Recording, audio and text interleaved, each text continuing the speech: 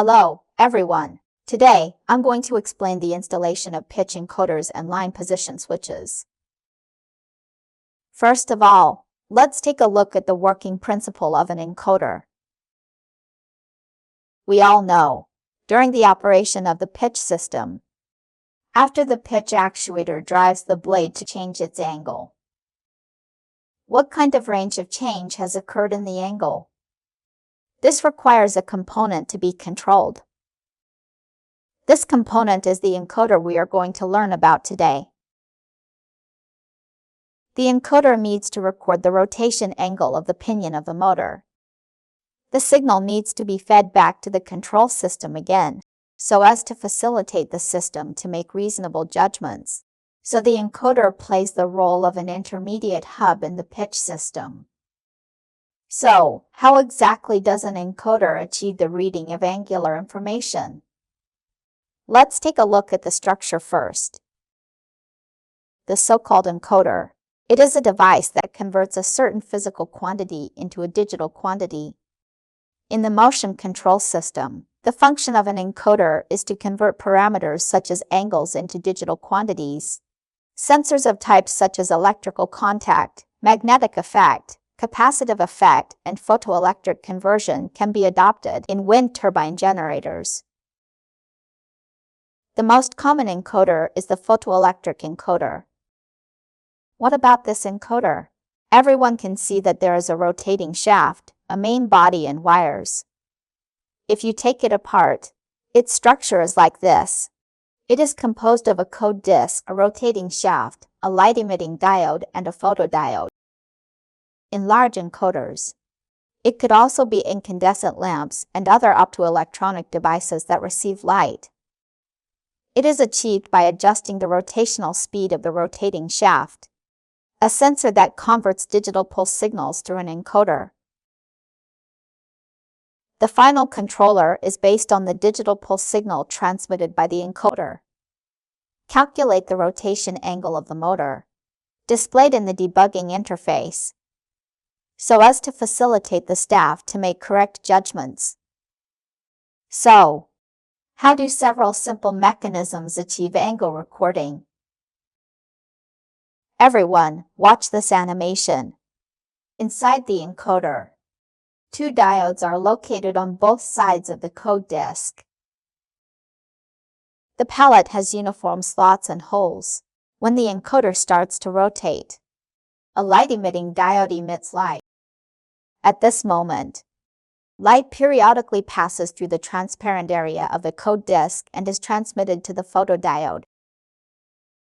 This signal is processed by the electronic circuit of the encoder, the output that generates a specific electrical signal. Then it undergoes digital processing. The angle information can be calculated. Finally, it is passed to the controller PLC. In the unit, how do we use encoders to measure the rotation angle of motors? Think about it, students. It's very simple. Just make sure the encoder's rotating shaft is on the same axis as the motor. At this point, a small gear needs to be installed on the rotating shaft. Meshing with the inner gear ring of the bearing, transfer the rotational quantity of the bearing. Just like this video. During the operation of the encoder, the gear ring inside the bearing drives the pinion of the encoder that meshes with it. Make the rotating shaft rotate. Drive the code disk inside the encoder to rotate. Record angle information. We can also install all the components of the pitch system after they have been installed. The operation of the encoder was observed through the debugging interface. When the pitch motor is rotating, the motor drives the inner gear ring of the bearing.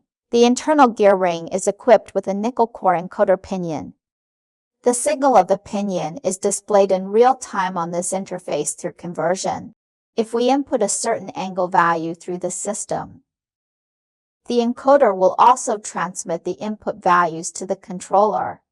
Make the controller change the rotation angle of the motor. After everyone sees the input angle and the angle value, the motor is being instructed to rotate. At the same time, real-time measurement data will be displayed on the interface. The encoder also records signals. It's the feedback input value and the measured value again. This is inseparable from these signal lines of it. There are 4 encoder LED wires. There are 2 signal lines among them. 2 of the power supplies have positive and negative poles. How can the LED wires of an encoder be identified? Students can make a judgment based on the nameplate of the encoder. Don't be in a hurry after you get the encoder. Be sure to observe the model and specification of the encoder first. First, determine whether it matches according to the work manual. Then observe the wiring. Usually, the LED wires of the encoder are clearly marked on the encoder. Just like the encoder we use. Brown is the positive terminal of the power supply, marked with 5 volts. Blue is the negative terminal of the power supply. Black represents the output signal A. White is signal B. Then connect according to the electrical schematic diagram. Why are there 2 signal lines? That's because the pitch motor we use has 2 processes, pitch retraction and pitch opening. And how does an encoder record signals? 2 signal receiving terminals, A and B, are adopted. It is to determine the direction of the motor's rotation angle. The phase difference between A and B is 90 degrees. It can output opposite pulse signals.